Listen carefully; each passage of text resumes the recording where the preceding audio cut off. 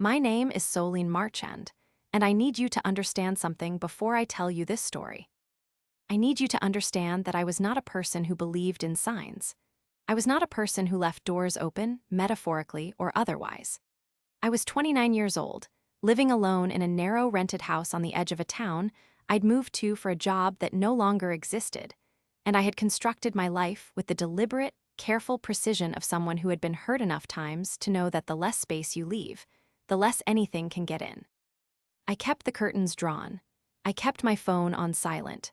I kept my heart so tidily sealed that sometimes, in the long gray evenings, I would press my hand to my chest just to confirm there was still something beating in there. And then, for 3 nights, without invitation, without explanation, without so much as a look in my direction, he slept facing the door. That was the beginning of everything. It started on a Tuesday in November, the kind of Tuesday that feels like it was personally designed by the universe to make you feel forgotten. The heating in the house had gone out the night before. I'd called the landlord and gotten voicemail. I'd called again and gotten voicemail again, and by the third call I had stopped leaving messages because I could hear in my own voice how small I sounded, how apologetic, as if I were sorry for needing warmth. I wrapped myself in the heavy gray coat I wore inside the house all winter, and I drove to the animal rescue shelter on Rue des Acacias, not because I had planned to. Not because I had woken up that morning with any intention of changing my life, but because I had driven past it 11 times in 3 months and 11 times I had kept driving, and on the 12th time, my hands simply turned the wheel. I want to be honest about why I went in. I did not go in because I was ready. I went in because I was so tired of the silence in that house that it had started to have a texture, heavy and gray and faintly damp, like old wool pressed against my face. I went in because I needed to be somewhere that required nothing of me except presence. Animal shelters are like that, I thought. You don't have to perform in animal shelters. You don't have to smile the right way or say the right things. You just exist, and the animals exist, and for a little while the world is very simple. What I did not expect was him. I heard him before I saw him. A low, deliberate sound, not a bark, not a whine, something in between, like a question being asked in a language just below the frequency of human speech. I followed it down the second corridor, past the kittens sleeping in a warm heap, past the elderly tabby who watched me with the bored wisdom of a retired professor, and there he was at the far end of the row. A dog of indeterminate breed and very certain personality. Larger than the cage he was in had any right to contain him, though he was not a massive animal, perhaps 60 pounds at most. His coat was the color of storm clouds at 4 in the afternoon, gray and brown and something else entirely, a kind of amber that surfaced only when the fluorescent light caught it at certain angles. His ears were mismatched. One stood upright like a flag, the other folded down at the tip as if it had lost confidence halfway. He had a long jaw and serious eyes, and a scar that ran in a thin white line along his left shoulder, faded to silver, healed but not forgotten. He was standing. Not sitting, not pacing, standing, squarely, in the center of his cage, and he was looking at me with the focused attention of someone who had been waiting for a specific person to arrive and had now, finally, confirmed the appointment. I stood very still. He made the sound again, that almost word, that syllable that wasn't quite language but was something more than noise. "That's Arlo," said the volunteer behind me, a young woman with a name badge that read Camille and the tired eyes of someone who cared too much for it to be a casual job. "He came in about 6 weeks ago. Someone found him on the motorway outside of Sergi. No chip, no collar. We think he's somewhere between 3 and 5. The vet says he's healthy. Healthy and," she paused, choosing her word with care, "particular." "Particular," I repeated. "He doesn't take to everyone." She said it gently but clearly, a warning perhaps or simply an observation. "He's not aggressive, he's just selective. Some people walk by and he doesn't even look up. Others he watches the whole time. We haven't been able to figure out the pattern." I looked at Arlo. Arlo looked at me. "He's watching me," I said. Camille smiled. It was not a surprised smile. "Yes," she said, "he is." I did not take him home that day. I want to be clear about that because it matters. The fact that I hesitated, the fact that I stood in that corridor for 20 minutes while Arlo regarded me with patient certainty, and I regarded him with the cautious, sidelong calculation of someone who has learned to be suspicious of things that feel immediately right. Things that feel right immediately are the things that can hurt you the most. I knew that. I had a catalog of evidence for that. So I said thank you to Camille. I said I needed to think about it. And I drove home through the wet November streets and sat in my cold house in my gray coat and thought about the way he had looked at me. I thought about it for 2 days. On Thursday morning, I called the shelter. I said I wanted to complete the adoption paperwork for the dog in cage 14. Camille said she remembered me. I said I hoped that was all right. She said more than all right. She said Arlo had barely eaten since Tuesday and they had no explanation for it. And she said this in the careful, neutral tone of someone reporting a fact and not drawing a conclusion. But I drew the conclusion anyway, and it moved through me like something warm. I picked him up that afternoon. In the car, he sat in the back seat and he was very still. Not anxious, still, not trembling still the way water is still before it becomes something else. He looked out the window at the passing streets with a calm, absorbing attention, as if he were taking inventory of a world he intended to understand. I talked to him the whole drive. I don't know why. I had not planned to talk. I told him about the house, about the narrow street, and the broken heating and the curtains I kept drawn. I told him the neighborhood was quiet, mostly older residents and a few young families, that there was a park 2 streets over with a gravel path that made a long oval around an artificial pond. I told him the kitchen smelled like the previous tenant's coffee, a smell I'd never managed to fully replace. I told him all of this in a low, steady voice, and in the rearview mirror, I could see him turn his head slightly in my direction whenever I spoke, his amber-flecked eye catching the flat autumn light. When we arrived at the house, I opened the car door and clipped the leash Camille had given me to his collar, a temporary blue one, clearly second-hand, the clip a little stiff. And he stepped out onto the pavement with the deliberate confidence of an entity that had decided this was correct. He stood for a moment on the wet stone, smelling the air with the focused intensity of a cartographer, and then he looked at the front door of the house, and then he looked at me, and I said, "Yes, that's it. That's home," and I felt something strange and precise happen in my chest when I said the word home, because it was the first time in 11 months that the word had meant anything at all to me. Inside, he moved through the rooms without panic, measured, thorough, deliberate. He smelled the baseboards and the corners of the sofa. He stood at the kitchen threshold for a long moment as if assessing its layout. He found the old folded blanket I'd left near the radiator that now, mercifully, worked again, and he sniffed it once and then walked past it, and I thought perhaps he didn't like it. Perhaps I had bought the wrong kind of blanket. Perhaps I had already done something wrong. But then he did something I did not expect. He walked to the front door. He turned around once, the way dogs do, a slow, ancient circle, and then he lay down. Facing the door. Not facing me, not facing the warmth of the radiator, not facing inward into the house. Facing out toward the door, toward the street, toward whatever was beyond the threshold. His chin rested on his front paws. His eyes stayed open. And I stood in the hallway watching him and felt something I could not yet name, something between confusion and wonder and the very first edge of something that might, if I let it, become comfort. I thought perhaps he was anxious. I thought perhaps he wanted to leave, that I had made a mistake, that I had misread the certainty in his eyes at the shelter, that he was simply a dog at a door waiting to go somewhere else. I set out water. I set out the food the shelter had sent home with me in a paper bag. I sat on the floor near him, not too close, not crowding him, and I talked to him again. I told him he could stay near the blanket if he preferred. I told him the door was locked, but that I would take him out in the morning first thing, before coffee even. I told him that he was safe.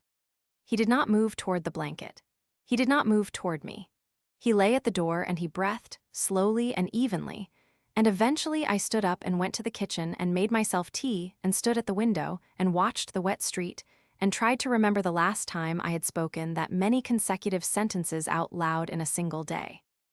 That first night I slept badly, which was not unusual. I had been sleeping badly for so long that bad sleep had become the only sleep I knew, a shallow, restless thing, full of half-formed dreams and the sudden startling awakenings of a person whose nervous system does not fully believe that stillness is safe. I lay in bed and listened. I was aware of him in the way you are aware of something that changes the air in a space. The house felt different with him in it. Not louder, he was very quiet, Arlo, almost unnervingly so for a dog, but different in the way a house is different when a window is opened after a long winter. Something had shifted in the atmosphere. Something was circulating that had not circulated before. Around 2 in the morning, I got up. I don't know why, not thirst, not the need to use the bathroom, just the inexplicable pull of wakefulness, the body's old habit of refusing peace. I padded down the hallway in my socks, and I looked around the corner, and there he was. Still at the door, still facing out. Eyes open. Head up now, slightly more alert than sleeping, though his breathing remained deep and even. He heard me the moment I appeared, his mismatched ears orienting toward the sound of my footsteps, and he turned his head and looked at me over his shoulder. Not with alarm, not with the desperate, attention-hungry look I had expected from a rescue dog in a new place. He looked at me the way someone looks when they hear a sound they'd been anticipating, a calm, confirming glance. Yes, I hear you, I see you. Go back to sleep. I went back to sleep. The second day was a Saturday, and I took him to the park, as promised. The gravel path around the pond, the bare November trees, the flat gray sky that was trying its best to hold off rain. He walked beside me with an ease that surprised me, no lunging, no pulling, no frantic investigation of every lamppost and bin bag. He walked as if he had always known me, with the unhurried, companionable pace of someone who has agreed to take a walk with you and is genuinely pleased by the arrangement. Occasionally, he paused to smell something with great concentration, and I would stop and wait, and he would finish and we would continue. That was our rhythm. Natural, easy, requiring no negotiation. There was a moment, we were halfway around the pond, when a woman came toward us with a small child on a bicycle, the child wobbling terribly and shrieking with delight. I tensed, I don't know why, perhaps I expected Arlo to startle or bark, perhaps I was projecting my own reflexive tension onto him. But he simply sat down. Right there on the gravel path, he sat down and watched the child come toward us and wobble past, and the child said doggy in the particular way of children, with the full weight of their entire being behind the word, and Arlo wagged his tail, slowly, deliberately, just twice, and the child shrieked with further delight and wobbled away, and Arlo looked up at me as if to say, there.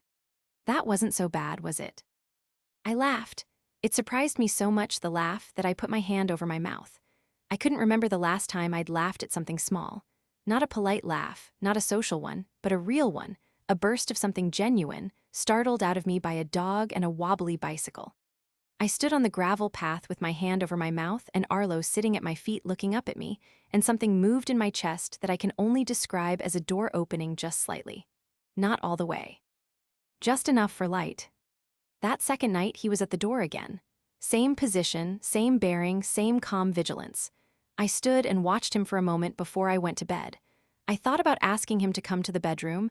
I had bought a proper dog bed that afternoon, soft and rounded, moss green, placed carefully at the foot of my bed. But I didn't ask. It felt important, somehow, not to press. He was doing something deliberate, and I did not yet understand it, but I had learned enough in my life to know that there are things you must wait to understand. Things that cannot be explained before their time. He had eaten well that day. He had come to find me twice when I was reading, just appeared at my side, stood for a moment, then settled at my feet. He was beginning to learn the geography of me, and I was beginning to learn his. I fell asleep that night more quickly than I had in months. On the third day, I did something I had not done since I moved to that town. I called my sister.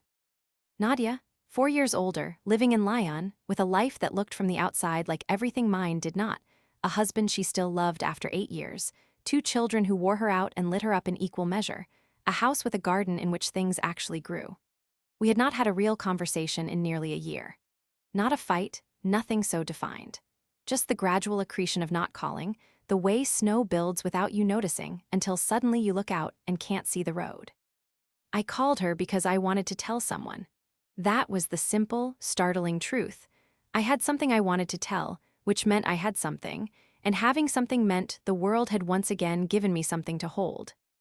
I got a dog, I said when she answered. There was a pause, then, Solene. I know. You got a dog. His name is Arlo. He has one ear that doesn't stand up properly. He's been sleeping in front of my front door. Another pause, softer than the first. That means he's guarding you, she said. I held the phone and felt something move through me at that. slowly, the way feeling sometimes moves when it's been contained for too long and suddenly has a direction. Does it? I said. Dogs who sleep facing the door are watching over the household. I don't know if it's instinct or training or something else entirely, but it's protective. He's putting himself between you and whatever comes through that door. She paused. Has anything come through that door? No, I said, nothing.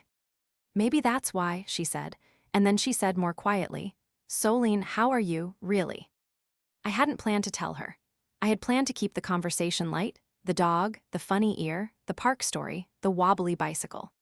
But she said really, and Nadia was the only person alive who could say really to me and mean the full, unguarded weight of it, and I found that I was tired of the containment. That the year of careful, deliberate containment had exhausted some essential resource in me that I had not known I was depleting. So I told her. I told her about the job that ended, about the months after, the applying and the not hearing back and the applying again, about the way silence compounds itself, how the absence of one thing creates the condition for the absence of everything else, about the curtains, about the gray coat I wore inside, about driving past the shelter 11 times before I finally let my hands turn the wheel. She listened the way Nadia had always listened, without interrupting, without fixing, without performing concern. Just present, just there. You need to open the curtains, she said when I was done. I know. Not just for light, for orientation, you need to be able to see the street. I know, I said again, and then, before I could stop it, carefully and without announcement, I began to cry, not the dramatic, heaving kind, the quiet kind, the kind that has been waiting a long time and has learned patience. After I hung up, I sat on the floor for a while, which is something I had started doing since Arlo arrived, sitting on the floor, because he preferred it and I had found, to my surprise, that I preferred it too. Closer to the ground. Harder to be elevated and defended when you are sitting on the floor. He came and sat beside me and pressed his shoulder against mine, warm and solid and certain, and I put my arm around him and felt his deep, slow breathing, and I thought about what Nadia had said. Guarding, he was guarding. For 3 nights he had placed himself at the threshold of this house, between me and whatever might come through the door, and he had not been asked to do it, had not been trained to do it in any home I knew of, had simply arrived and taken up the post with the quiet, unshakable conviction of someone who had assessed a situation and determined what was needed. What had he seen when he looked at me in that shelter corridor? What did those storm cloud eyes perceive that I had not been able to perceive myself? That I was a person living with a door that had been, for a very long time, inadequately watched. That I was a person who had stopped looking outward, who had drawn the curtains and turned inward and called that safety, when really it was something else, something more like surrender. I opened the curtains that afternoon. All of them in every room. The light that came in was thin and November pale, but it was light. It was the actual world beyond the glass, the wet pavement and the bare trees and the woman across the street taking in her post, and the clouds moving the way clouds do in November, purposeful, unhurried, indifferent to your specific situation, in the way that is actually a comfort if you let it be. Arlo came and stood beside me at the window and looked out. His tail moved slowly. I see it, I told him. I see it. The 3rd night I did not go to bed at my usual time. I sat on the floor in the hallway, a few feet from where he lay at the door, with my back against the wall and my knees drawn up and a cup of tea growing cold in my hands. The house was very quiet. The street beyond the door was quiet. There was the distant sound of a car, the distant sound of wind in the street trees, and Arlo's breathing, which had become as familiar to me in 3 days as the sound of my own heartbeat. I looked at him for a long time. His profile in the dim hallway light, the long jaw, the folded ear, the scar along his shoulder that I had begun to think of not as a wound but as evidence, as the physical notation of a story I would never fully know. He had been on a motorway alone. He had been found and brought to a cage, and he had stood in that cage for 6 weeks and waited. Waited without apparent distress, without the frantic energy of an animal that has given up hope. Waited with the particular, settled patience of something that knows it has somewhere to be and is waiting for the logistics to align. Where did you come from, Arlo? I asked him, not really expecting an answer. But he turned his head and looked at me, and in the dim light his eyes were very steady, very clear. I thought about all the things I had been waiting for. All the ways I had been waiting, not like Arlo, not with that calm, grounded certainty, but with the white-knuckled, door-locked, curtain-drawn waiting of someone who has confused isolation with safety and stillness with peace. I had been waiting for things to get better the way you wait for a train in a station you have somehow convinced yourself is the wrong one. Certain the right train won't come here, unable to move to another platform, just standing very still and watching nothing arrive. I think, I said to him, quietly in the blue-dark hallway, I think you know something I forgot. He put his chin back down on his paws, but his eyes stayed on me. I think you know that watching the door is not the same as being afraid of it. I said that, and something happened in the air, the particular quality of silence when something true has been spoken into it. I had been afraid of the door. That was the containment. That was the curtains and the silence and the gray wool weight of all those months. I had not been keeping the world out to protect myself. I had been keeping the world out because some part of me had decided that what came through doors was only loss, only disappointment, only the particular variety of pain that arrives in the shape of hope. But Arlo faced the door without fear. He faced it with attention, with readiness, with the open-eyed vigilance of a creature that understood. Yes, anything can come through that door. That is exactly why you watch it, not to brace for harm, but to be present for whatever comes, to be awake and ready and here. I don't know how long I sat there. Long enough for the tea to go entirely cold. Long enough for the street outside to quiet further, for the quality of the silence to deepen from evening silence to real night silence. At some point Arlo shifted, just slightly, his hindquarters moving, resettling, getting more comfortable in that careful way of a dog making a long-term arrangement. He did not get up. He did not turn around. He stayed at the door, and I stayed against the wall. And in that quiet, unremarkable hallway, something passed between us that I could not then and cannot now put cleanly into words, except to say that it felt like an understanding. An agreement, we are here, this is the place, we are watching together. I went asleep on the floor that night. I didn't plan to, I had a bed, a perfectly reasonable bed, and I had fully intended to return to it. But I drifted. The wall was solid against my back, Arlo's breathing was the most steadying sound I had heard in a year, and I drifted down into sleep the way you do when the body finally, after a very long time, decides to trust its surroundings. A real sleep. A thick, dark, dreamless sleep. The kind you wake from slowly, with the confused, gentle wonder of someone who had forgotten what rest felt like. I woke in the early morning to pale light under the door and Arlo standing over me, his amber-flecked eyes very close to my face. And for a moment I was completely disoriented. The floor, the light, the warm weight of his attention, and then I remembered. And I said good morning in a voice still thick with real sleep. And he wagged his tail just twice, and then he sat down and looked at the door again. I lay on my side on the floor and watched the light strengthen slowly under the door, and I thought about something Camille at the shelter had said. She'd said, "We haven't been able to figure out the pattern. The people he watches, the people he doesn't, we haven't been able to figure it out." I thought I understood it now. I thought I understood what he saw. He saw people who needed watching. Not protection in the physical sense, not rescue, not emergency. The other kind. The people who had forgotten to look outward. The people who had locked themselves so carefully inside their own endurance that they were no longer watching for anything good. He saw that. He saw it in me from the first moment in the corridor, and he made his sound, that almost word in the language just below speech, and he waited because he knew I would come back. Not because I was brave or ready, but because some part of me, the part that still knew how to turn a wheel without deciding to, the part that still remembered what warmth was supposed to feel like, some part of me would find its way to that corridor and to him. The fourth night, he did not sleep facing the door. I noticed it only when I passed through the hallway at around 11, heading for the kitchen for water. I almost stepped over the empty space before I registered that it was empty. I stopped. I looked. No Arlo at the door. I found him in the bedroom, curled on the moss-green bed at the foot of mine, his chin on the edge of the cushion, watching me with his clear, steady eyes. I stood in the doorway and looked at him and felt something I will try to describe accurately. It felt like being declared. Like being recognized. Like someone who had been waiting to hand you something, not a gift exactly, more than a gift, had finally, having confirmed that you were ready to receive it, held it out. I got into bed. I turned off the lamp. In the dark, I could hear his breathing, slow and even, the breathing of a creature that is exactly where it intended to be. I thought he watched the door for 3 nights.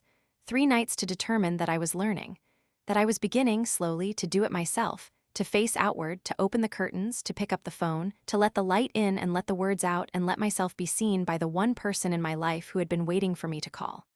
3 nights and then he knew. The door was being watched now. Not by him alone, but by both of us from the inside, which is where the watching needs to happen. That was November. This is what came after. December brought a first, and then a second conversation with Nadia that lasted longer than an hour. It brought the park in cold morning light, Arlo running loose on the frozen grass, while I stood at the pond with my hands in my coat pockets, and watched him with something I was learning to call joy, careful joy, starting over joy, the tentative and genuine joy of a person relearning how to feel something without immediately bracing for its removal.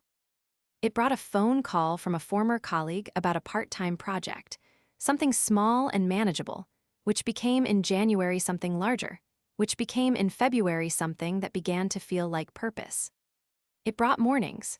Actual mornings, awake before 9, curtains open, Arlo at my feet while the coffee brewed and the gray street came to life outside, and I sat with my hands around a warm cup and allowed myself to be in the present tense.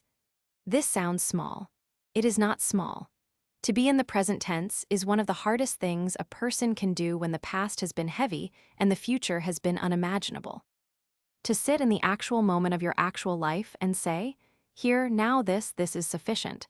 This is more than sufficient. This is everything. Arlo made the present tense bearable, and then he made it good, and then he made it, somehow, something I was choosing rather than merely surviving. Every morning when I clipped the leash and we went out together through the front door, that door he had watched so faithfully, that door I had been so afraid of, every morning it was a small act of renegotiation with the world. A small agreement, yes. Still, again. I am still here, and I am opening this door and stepping through it, and whatever comes at me today, I will face it. We face things, Arlo and we face them together. He is asleep at my feet as I write this. He is doing the breathing, that slow, certain, world-anchoring breathing that I have come to think of as the sound of safety, the sound of someone keeping watch so that you can rest, and then resting himself because you are beginning to keep watch in return. His folded ear is pressed against my ankle. Outside the window, the spring is beginning. The first of it, tentative green in the trees, the kind of pale, bright light that feels almost apologetic after months of gray, as if the sun is saying, I'm sorry, I know it was hard, here I am now. Here I am now. I think about who I was that Tuesday in November. I think about her with something that is not quite pity and not quite forgiveness and not quite love, but something made of all three, the particular tenderness you feel toward a version of yourself that was doing the absolute best she could with what she had, which was very little, which was a cold house and a gray coat and a very old habit of keeping the door closed. She didn't know that the door was something you could face instead of lock. She didn't know that watching is not the same as bracing, that alertness is not the same as fear, that you can position yourself at the threshold of your own life with your eyes open and your body ready and experience that not as dread but as readiness, as participation. She didn't know that a dog with mismatched ears and a silver scar and 6 weeks of patient waiting could walk her back to the version of herself who knew how to be in the world. She does now. I need you to understand something about the way Arlo looked at me that first day in the corridor. I have turned it over many times, that look, examined it from different angles, tried to determine whether I was projecting meaning onto an animal's gaze the way lonely people sometimes will, reading significance into the behavior of a creature whose inner life I can never truly access. I have tried to be careful about this. I have tried to be honest. But here is what I keep arriving at. It doesn't matter. Whether what I saw in his eyes was recognition or merely the particular quality of a dog's focused attention, whether he chose me or simply oriented toward me in a way my interpretation shaped into choice, what matters is that it reached me. That it found a way through every careful layer of my defended self and landed somewhere essential. That his 3 nights at the door changed something structural in me, shifted something I had thought was permanent. What matters is that I am here, that the curtains are open, that I know my sister's voice again, that I walk through a door every morning and look at the world as a place I have agreed to inhabit, What matters is the dog sleeping at my feet with the world steadying breathing and the folded ear and the story I'll never fully know, who came to stand between me and whatever I was afraid of until I was no longer afraid of it. And then, when I was no longer afraid, came to sleep at the foot of my bed like the simplest, truest thing. That is the whole of it, and the whole of it is this. I was living with a door I had decided not to face.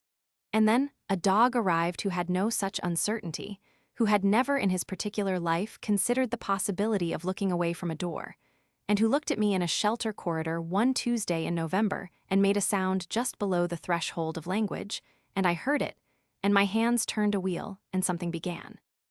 My name is Solene Marchand. For 3 nights, he slept facing the door.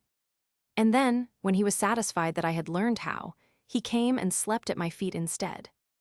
And I have not stopped watching since,